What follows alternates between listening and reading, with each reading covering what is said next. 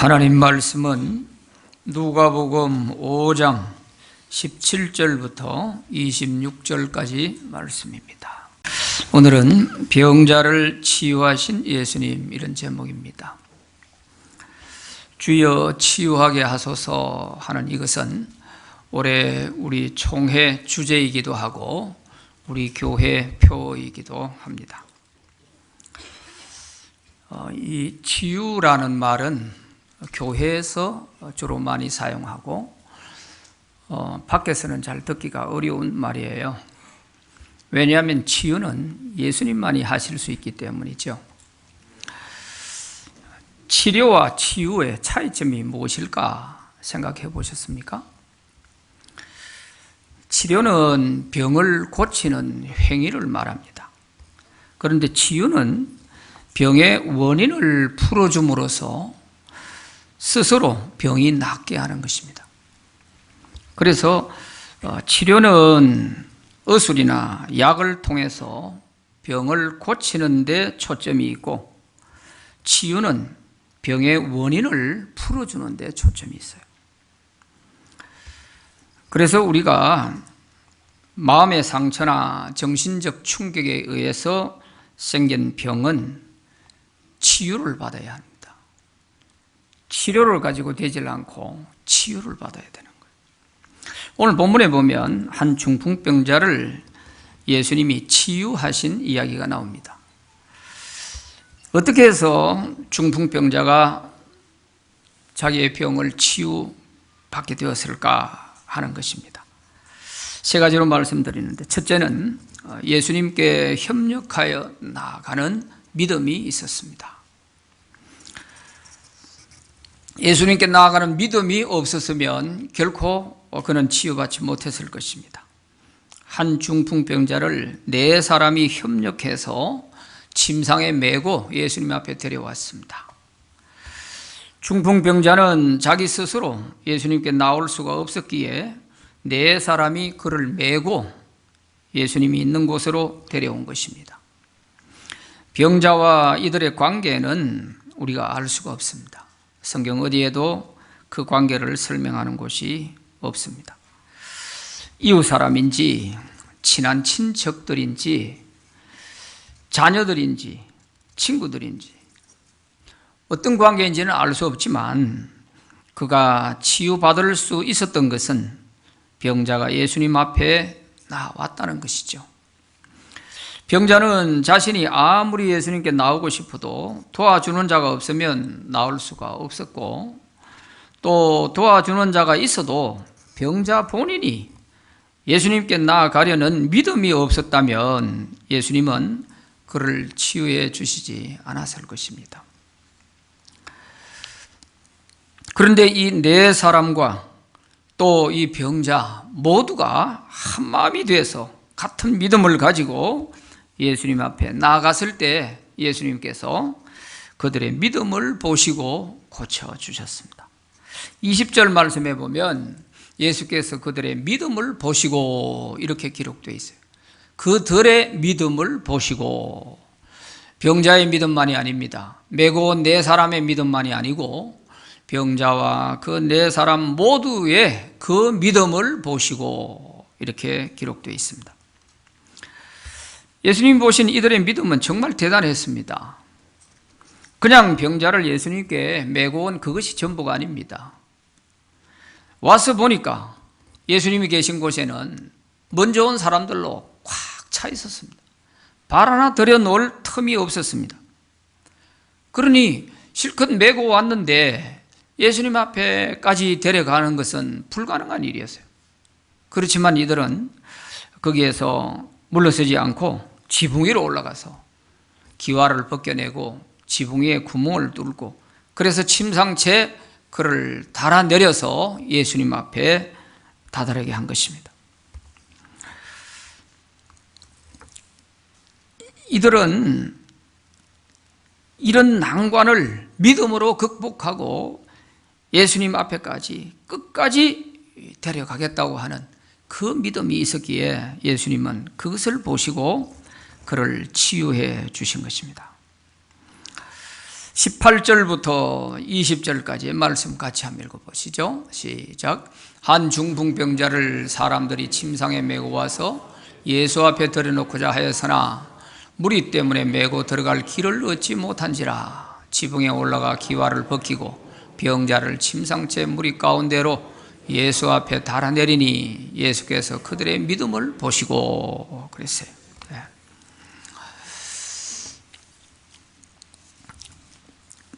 오늘 우리도 예수님께 치유받기를 원한다면 가장 먼저 우리가 주님 앞에 나아가서 기도하는 것이 필요합니다. 기도하는 믿음이 있어야 하는 것입니다. 그리고 나 혼자의 힘으로 안 되겠다 생각될 때에는 옆에 있는 믿음의 사람들의 협조를 구해야 하는 것입니다. 나 혼자 하기에는 너무 벅차니 나를 좀 기도로 도와주시오. 이래서 함께 요청해서 이렇게 협력하는 믿음이 있을 때 주님은 그를 치유해 주실 것입니다. 병자가 자기 자신의 믿음만 가지고도 안 되는 게 도와주는 사람이 있어야 되고요.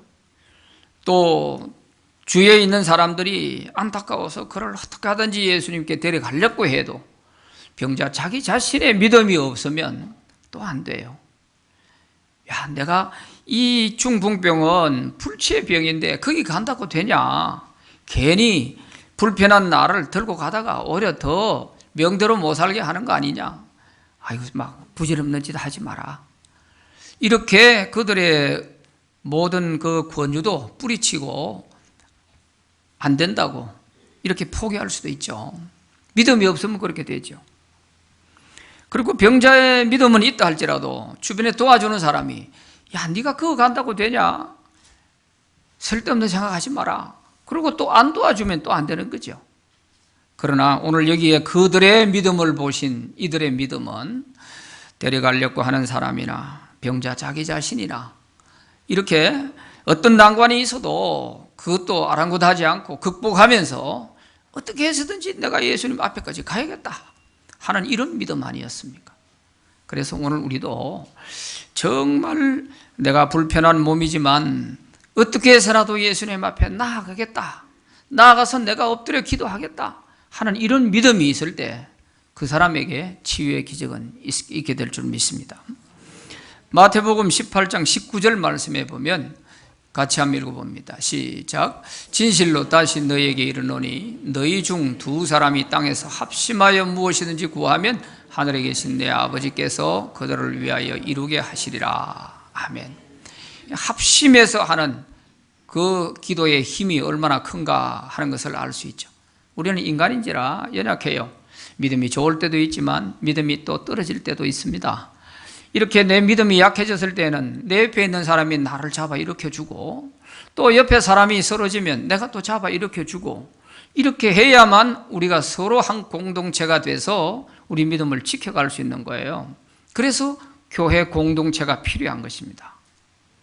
절대로 우리 믿음의 세계에는 독불장군은 없습니다. 어떠한 그 영웅 호글도 믿음의 대단한 영웅도 다 넘어질 때가 있는 거예요. 삼손 같은 사람도 넘어질 때가 있는 거예요. 그럴 때 우리가 주변에 있는 사람을 일으켜주고 이렇게 협력하는 믿음, 이 믿음이 치유의 기적을 가져온 것이죠. 오늘 우리에게도 이런 은혜가 있기를 바랍니다. 이런 치유의 역사가 있기를 바랍니다. 두 번째는 죄를 용서받음으로써 병이 치유되었습니다. 예수님은 이 사람들의 중풍병의 이 원인을 죄로 보았습니다.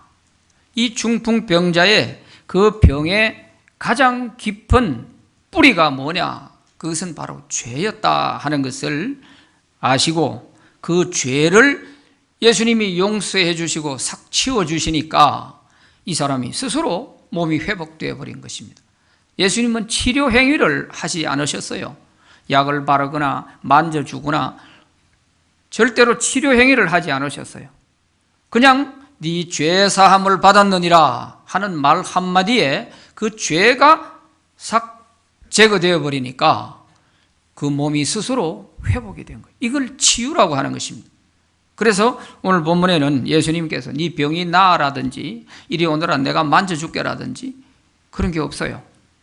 그야말로 내 죄 사함을 받았느니라 하는 이 한마디로 죄를 제거함으로 인해서 그 병의 가장 깊은 뿌리를 없애준 거죠. 그러니까 몸이 회복된 이걸 치유라고 하는 거죠. 그래서 우리가 죄를 회개하면 용서받음으로써 건강도 회복되고 가로막혔던 모든 우리 인생사에 닫힌 문도 열리게 되는 것입니다.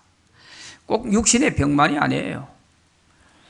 이 죄가 근원이 돼서 우리 인생사에 모든 문을 가로막고 있으면 되는 일이 없는 거죠. 그래서 만사 형통해야 할 우리 인간이 만사 불통인 거예요.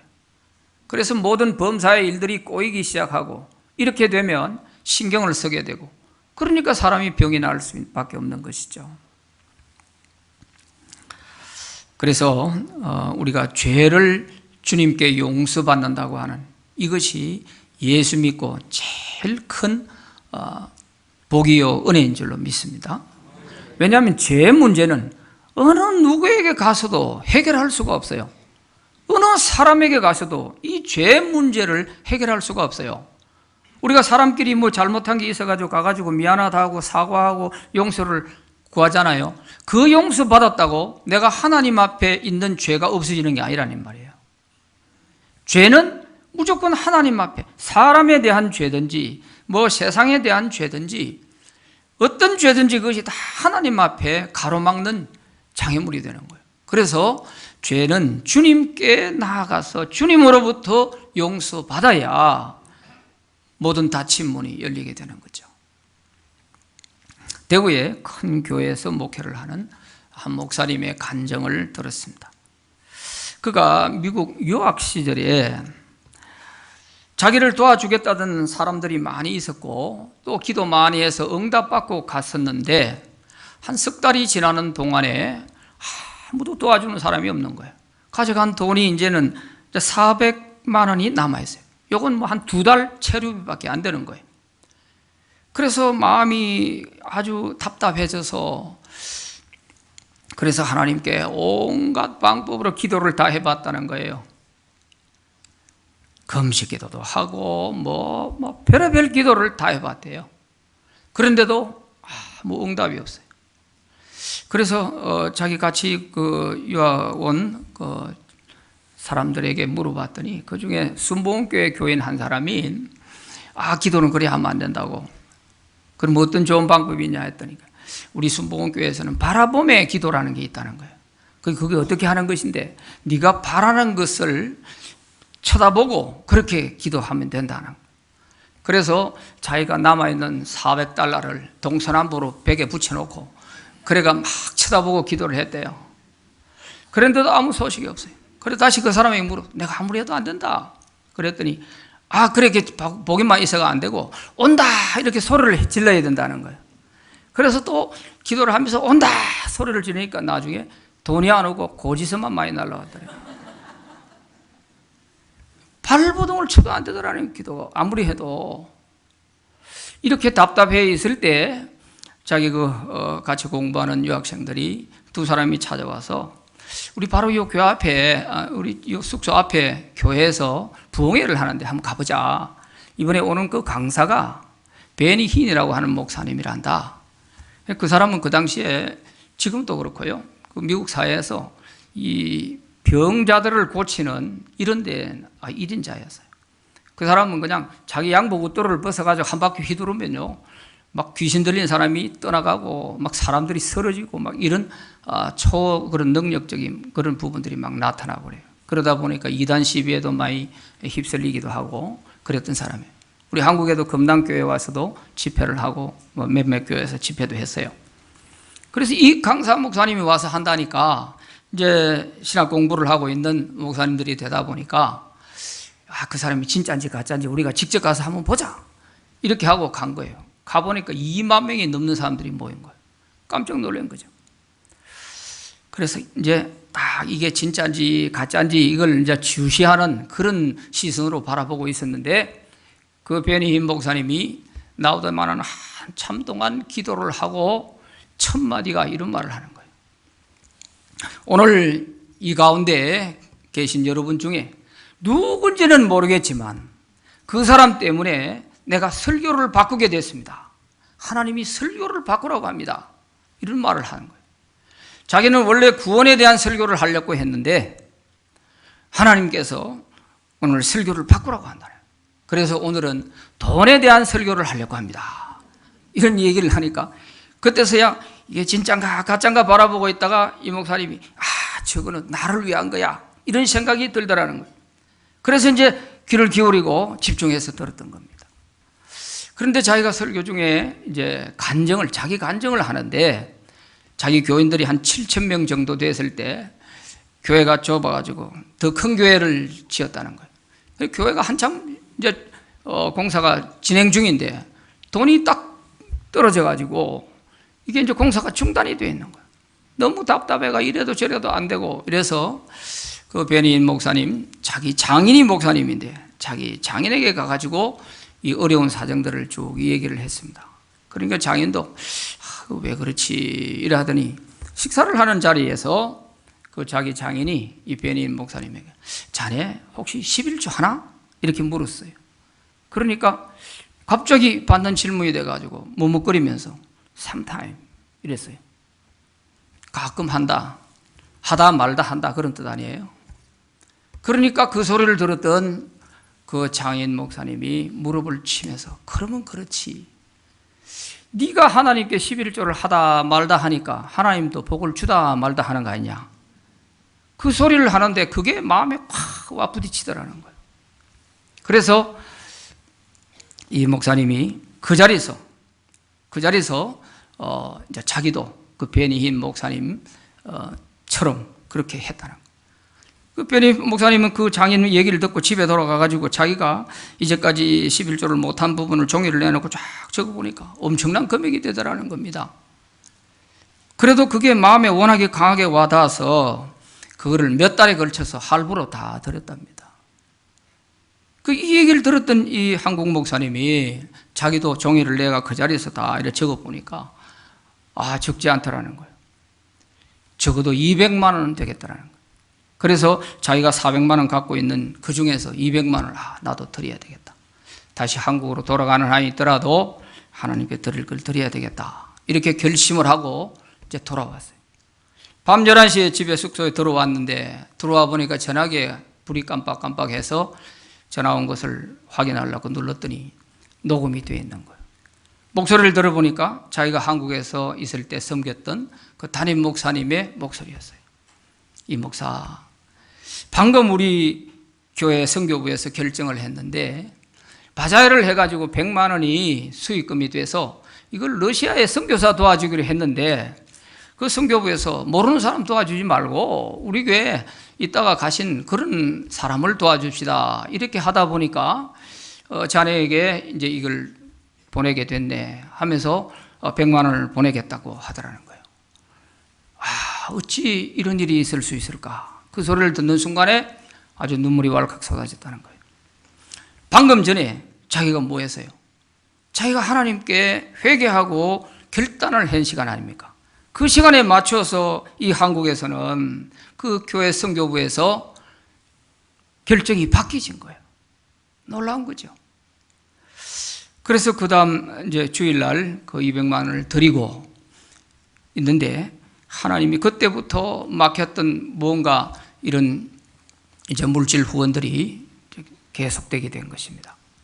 한 주간에 470만이 들어왔다는 거예요. 그리고 생각지도 못했던 로타리 클럽에서 또 지원을 해 주었는데 자기가 유학 갈 때 신청은 했지만 자기는 예비 후보로 들어있었다는 거예요. 8명을 주는데 자기는 10번째 예비 후보로 들어있었다는 거예요. 그러다 보니까 기대를 할 수가 없었죠. 그런데 다행히 그 로타리 클럽에서 편지가 와가지고 여기 도와주던 사람들 중에 2사람이 이제는 취직이 돼가지고 여기서 빠지게 돼서 그래서 당신까지 이렇게 지원해 주게 됐다 하면서 편지가 온 거예요. 그리고 돈이 수표로 날라왔는데 2천만 원이 왔다는 거예요. 이렇게 해서 이제 막혔던 이러한 그 후원자들이 많이 후원을 해주면서 유학 공부를 마치고 돌아올 때까지 돈 때문에 걱정해 본 일이 없었다. 그런 간증을 했습니다. 그러면서 자기가 느낀 게 내가 그렇게 기도를 해도 안 되더니 내가 이 하나님하고 나 사이에 막혔던 이 물질로 막혀있던 이 부분을 회개하고 나니까 이렇게 모든 길이 열리는구나. 이걸 깨달게 됐다는 것입니다. 그래서 우리가 기도를 해도 아무리 해도 내가 풀 것을 풀어야 그 문이 열리는 거죠. 그걸 얘기를 하시더라고요. 그런가 하면은 또 어떤 부인은요, 간증을 들어보니까 결혼을 하고 6년이 됐는데 아기가 없는 거예요. 그래서 너무 간절히 사모하고 있는데 이제 기다리다 남편이 안 되니까 이혼하자고 그랬는 거예요. 너무 다급하고 그래서 3일 동안 금식 기도를 했는데 3일째 되는 날 하나님이 환상을 한 장면 딱 보여주시더라는 거예요. 그 장면이 뭐냐 하니까 자기가 고3 때 수험 공부를 하고 있는데 자기 언니들이 많다 보니까 그 조카들을 데려와가지고 막 온 집이 막 소란하고 시끄럽고 이러니까 공부가 안 되는 거예요. 너무 짜증스러운 나머지 자기 방에서 자기 스스로 한다는 말이 나는 시집가면 절대 애 안 낳을 거야. 이런 말을 했다는 거예요. 그 장면을 하나님이 딱 보여주시면서 이것 때문이야. 그러더라는 거예요. 그러니까 그 소리를 들었던 이 부인이 말도 안 돼요 하면서 하나님 그거는 내 본심이 아니고 그냥 한 말이잖아요. 아무리 이렇게 해도 하나님께서 그런 말을 할 때에 오히려 네가 한 말 때문에 네 태문이 닫히게 했다 하더라. 그래서 눈물로 회개를 하고 했더니 하나님께서 태문을 열어주셔서 아들을 얻었다는 것입니다. 이렇게 우리는 생각 없이 본심이 아니라고 했지만 한마디씩 툭툭 던져놓고 간 얘기들, 또 살아오는 과정에 이런저런 상황 속에서 이렇게 했던 일들이 내 앞길에 문을 가로막아 놓고 있는 이런 일들이 있는 거예요. 그걸 우리가 모른단 말이죠. 그러다가 어떤 계기가 주어졌을 때 하나님 말씀을 통해서 이제 그 원인을 알게 되는 겁니다. 그래서 그 원인을 제거하고 나니까 막혔던 문이 열리게 되는 거죠. 이런 일들이 우리 인생사에 어디 한두 가지겠습니까? 물질에 맺히면 물질의 문이 막히게 되고요. 인간관계에서 막히게 되면은 이 모든 것들이 한두 개가 아니죠. 그런 것들이 어느 순간 한 계기를 통해서 그게 나타나는 것입니다. 마태복음 18장 18절 한번 읽어봅니다. 시작. 진실로 너에게 이르노니 무엇이든지 너희가 땅에서 매면 하늘에서도 매일 것이요 무엇이든지 땅에서 풀면 하늘에서도 풀리리라. 아멘. 그러니까 우리가 풀 거를 풀고 해야 하늘에서도 열리는 거예요. 땅에서 매면 하늘에서도 매여 있고 땅에서 풀어야 하늘에서도 풀리는 거예요. 그래서 우리가 항상 우리 자신을 돌아보는 것이 이래서 필요한 것입니다. 그 고난의 문제가 아무리 크다 작다 그것을 걱정할 필요가 없는 거예요. 아무리 불치의 병도 주님이 치유하시면 되잖아요. 아무리 막혀있는 문도 그 원인을 알고 제거하니까 열리잖아요. 그러니까 우리가 먼저 풀 거를 풀고 그래야 하늘에서도 열린다 하는 이거를 우리가 좀 잘 기억하면 좋겠어요. 예사로 한 말 한마디가 내 인생의 길에 문을 가로막고 이렇게 6년 동안을 애를 태우게 했던 거죠. 그걸 알고 제거하니까 금방 하나님이 아들을 주시는 이런 걸 볼 수 있지 않습니까? 하나님이 인간을 처음 창조했을 때는 인간에게 질병이나 고통이나 죽음 이런 거 없었습니다. 그런데 인간이 하나님의 말씀에 불순종하고 죄를 짓는 순간부터 인간에게 이런 온갖 질병과 고통이 생기게 되었고 죽음마저 피할 수 없게 됐던 것입니다. 그러므로 인간의 모든 질병은 죄의 결과로 온 것입니다. 그래서 인간이 죄를 용서받았을 때 병자가 치유되는 것은 당연한 것이죠. 우리 죄를 해결해 주실 수 있는 분은 주님밖에 없기 때문에 치유는 주님만이 하실 수가 있는 거예요. 예수님은 이런 치유의 원리를 누구보다 잘 알고 계시는 것입니다. 그러므로 우리는 죄를 회개함으로 주님께 용서받는 것이 가장 먼저 할 일인 것입니다.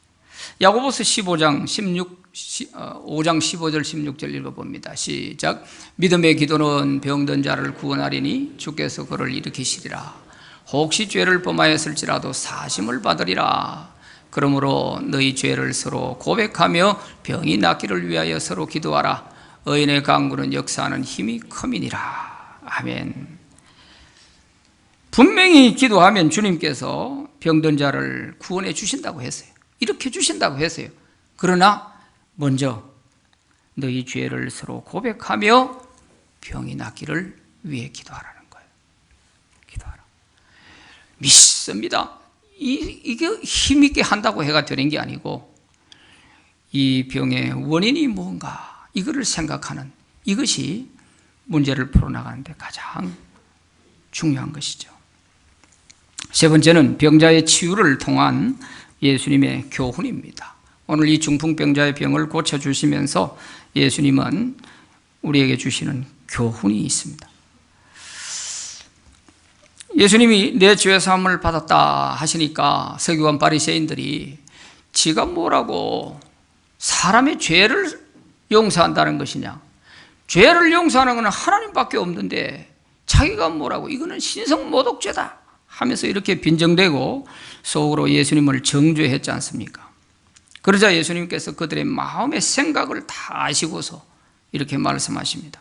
22절부터 26절까지 읽어봅니다. 시작. 예수께서 그 생각을 아시고 대답하여 이르시되 너희 마음에 무슨 생각을 하느냐, 내 죄 사함을 받았느니라 하는 말과 일어나 걸어가라 하는 말이 어느 것이 쉽겠느냐. 그러나 인자가 땅에서 죄를 사하는 권세가 있는 줄을 너희로 알게 하리라 하시고 중풍병자에게 말씀하시되 내가 너에게 이르노니 일어나 내 침상을 가지고 집으로 가라 하시매 그 사람이 그들 앞에서 곧 일어나 누웠던 것을 가지고 하나님께 영광을 돌리며 자기 집으로 돌아가니 모든 사람이 놀라 하나님께 영광을 돌리며 심히 두려워하여 이르되 오늘 우리가 놀라운 일을 보았다 하니라. 아멘. 내 죄 사함을 받았느니라 하는 말과 일어나 걸어가라 하는 말 중에서 어느 것이 쉽겠느냐? 예수님은 그렇게 물으세요. 내 죄 사함을 받았느니라 하는 이 말씀은 이 병의 근원을 예수님이 짚어주시는 것이고, 일어나 걸어가라 하는 이것은 우리 눈앞에서 나은 그 모습을 원하고 있는 이 사람들, 이 차이점이 있는 것을 볼 수 있죠. 그러면서 예수님은 인자가 세상에서 죄 사하는 권세가 있는 줄로 너희에게 가르쳐 주겠다, 그렇게 말씀하십니다. 그래서 이 서기관 바리새인들이 알고 있듯이 죄는 하나님만이 용서하실 수 있다 했으니까 내가 이제 이 사람의 죄를 다 용서했다고, 죄 사함을 받았느니라 했으니까 그 죄가 용서됐는지 안 됐는지 눈으로는 안 보이잖아요.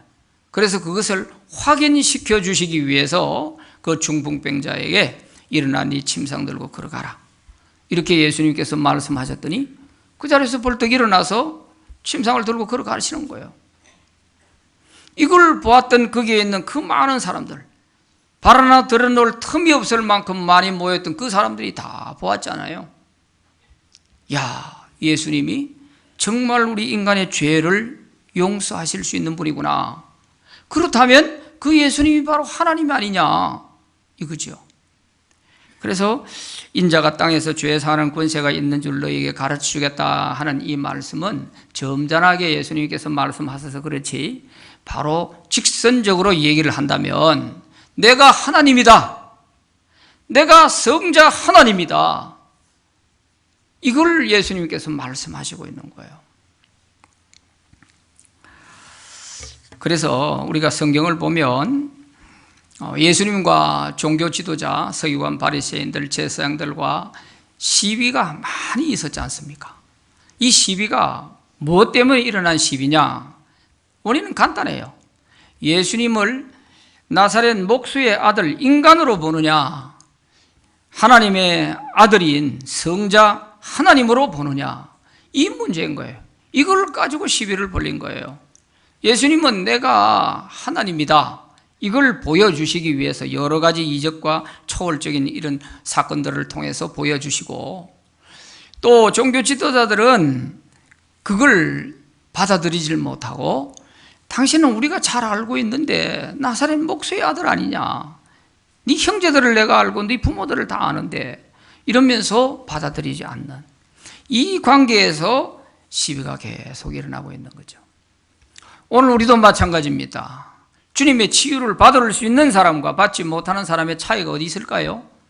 예수님을 하나님의 아들, 성자 하나님으로 믿고 받아들이는 사람에게는 치유의 역사가 일어나는 것이고, 예수님을 4대 성자 중에 한 사람으로 생각하는 사람에게는 평생을 교회를 다녀도 아마 치유는 경험하기 어려울 것입니다. 왜냐하면 죄는 주님만이 사실 수 있기 때문이죠. 이거를 믿고 받아들일 때 우리가 회개도 가능하게 되는 거예요. 왜? 예수님께 죄를 회개하면 용서해 주신다는 이 믿음이 있어야 되는 거 아니겠어요? 그런데 당시에는 예수님이 살아계셨기 때문에 예수님을 보고서 그가 하시는 말씀도 듣고 행하는 기적도 보면서 아, 하나님이구나, 이래서 믿어지면 영접하면 되는 것이잖아요. 그렇지만 지금 우리는 예수님을 직접 보고 믿을 수 있는 시대가 아닙니다. 그래서 우리는 성경 말씀을 통해서 예수님이 하나님이시라는 것을 믿는 믿음이 필요한 것입니다.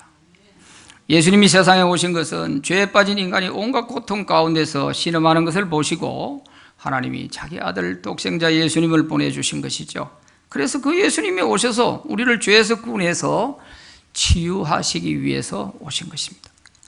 예수님이 우리 죄를 대신하여 십자가에 돌아가심으로 우리 죄가 용서되고, 또 예수님이 채찍에 맞으심으로 우리의 병도 치유받을 수 있다는 것을 믿을 때에 죄가 용서되고 병도 치유되는 이런 역사가 나타나게 되는 것입니다.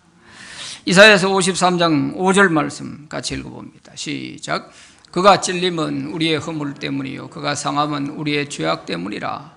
그가 징계를 받음으로 우리가 평화를 누리고 그가 채찍에 맞음으로 우리는 나음을 받았도다. 아멘.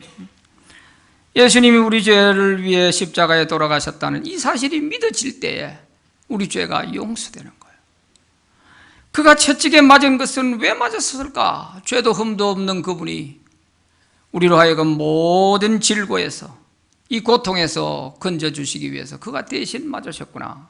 이것이 믿음으로 받아들여질 때 치유의 역사가 일어나는 것입니다. 이 말씀을 믿음으로 우리도 다 죄 사함 받고 병에서 치유받게 되시기를 바랍니다. 육신의 병은 의사를 통해서 치료를 받아도 나을 수 있습니다. 그러나 죄로 인한 병은 의술만으로는 절대로 안 되는 것입니다.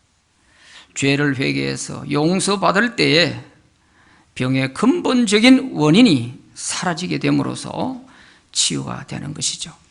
이렇게 됐을 때는 병원에 가서 의사에게 치료를 받아도 치료가 빨리 되는 거예요. 효과가 빨리 나타나는 거예요. 근데 이것이 안 된 상황에서는 아무리 치료를 해도 치료빨이 안 받는 거죠. 영적인 문제가 아니라도 우리가 육신적인 그런 상식선에서 보더라도 보세요. 술을 계속 마시는 사람이 위장이 탈이 나서 의사한테 가서 치료를 받아요. 그리고 약 먹고 좀 괜찮으면 또 가서 술 마시고, 또 아프면 또 병원에 가고, 이렇게 계속해가 이게 치료가 되겠어요? 치료가 안 되는 거죠. 그건 술을 끊어야 되는 거예요. 그래야 고쳐지는 거 아니겠어요? 육신적인 것도 하물며 상식선에서 우리가 이것도 하나 분별을 못해서 계속 되풀이하는 사람이 많잖아요. 그런데 하물며 영적으로 우리가 하나님 앞에 뭔가 막힌 게 있다 했을 때는 이거는 육신적인 치료만 가지고 될 수가 없는 거죠. 그래서 오늘날 이제 교회에서도 내적 치유라 하는 이런 말을 많이 쓰고 교회마다 내적 치유 이런 집회들을 자주 하는 것을 볼 수가 있는 것입니다. 그것은 우리 눈에 보이지 않는 여러 가지 마음의 상처 또 충격 이런 것들을 통해 가지고 생기게 된 그런 건강상에 나타나는 현상, 이런 병은 이게 병원에서만 치료하기가 어려운 거죠. 그건 하나님께 우리가 원인을 알고 치유를 받을 때 빨리 몸이 회복될 줄로 믿습니다. 요한 3서 1장 2절 같이 읽어봅니다. 시작. 사랑하는 자여, 내 영혼이 잘됨 같이 내가 범사에 잘되고 강건하기를 내가 간구하노라. 아멘. 영혼이 잘됨 같이 범사가 잘되고 건강하게 된다. 이게 하나님의 창조 원리입니다. 원리. 우리 인간을 다 만들어 놓으시고 하나님이 영을 불어넣으셨잖아요. 그래서 영은 혼을 다스리고 혼은 몸을 다스리는 거예요. 그러니까 이 원리를 알고 내 영혼이 하나님과의 관계에 있어서 뭔가 막힌 게 있으면, 잘못된 게 있으면 이거를 해결을 해야 내 하는 범사의 모든 일이 형통하게 돼요. 잘 풀어지게 되는 거예요. 그런데 하나님과 내가 막힌 것이 있으면 하는 모든 일이 다 막히는 거예요. 막혀요. 그래서 영혼이 잘된 같이 범사가 잘되고 그래야 건강할 수 있다 하는 이 원리를 우리가 잘 기억을 하면 좋겠습니다. 그럴 때 만사형통이 되는 거죠. 이제 우리도 죄를 용서받고 건강도 치유되는 하나님의 기적을 경험하시기를 바랍니다. 그래서 하나님께 영광을 돌릴 수 있기를 바랍니다. 오늘 본문 26절에 보면은 이를 지켜보던 많은 사람이 하나님께 영광을 돌리며 심히 두려워했다 그랬습니다. 정말 하나님의 이런 역사를 경험한 사람은 하나님이 두려워져요. 정말 하나님이 살아계시는구나 하는 것을 이제 인정하게 되는 거예요. 우리를 지켜보는 많은 사람들에게 우리도 이 예수님을 증거할 수 있는 증인들이 다 되시기를 바랍니다. 기도합시다. 하나님 아버지 감사합니다. 우리 인간의 병든 육신과 영혼을 치유하실 분은 주님밖에 없습니다. 우리는 겉으로 보이는 이것만 가지고 해결하려 하지 말고 우리 속에 있는 근본적인 모든 질병과 문제의 그 근원을 제거해 주실 우리 주님 앞에 막힌 모든 죄악들을 다 회개하고 정리하고, 그래서 주님과 형통하고 또 세상과 형통하고 물질도 형통하고 인간관계에서도 형통하고 모든 것이 만사 형통이 되도록 은혜를 주시기를 원합니다. 이 신년 벽두에 우리의 마음 자세를 정말 이 원리에 맞춰서 하나하나 해결해 나갈 때 올 2024년 한 해는 참으로 형통하고 복된 해가 될 줄로 믿습니다. 우리 성도들 오늘도 불편한 몸 가지고도 믿음으로 주 앞에 나오신 분들, 오늘 하나님께서 일러주신 말씀, 그 모든 질병과 또 고통의 원인이 무언가를 우리가 잘 알고 해결할 때 하나님의 치유의 역사가 나타날 줄 믿습니다. 주님께서 꼭 치유하여 주시옵소서. 예수님 이름으로 기도합니다. 아멘.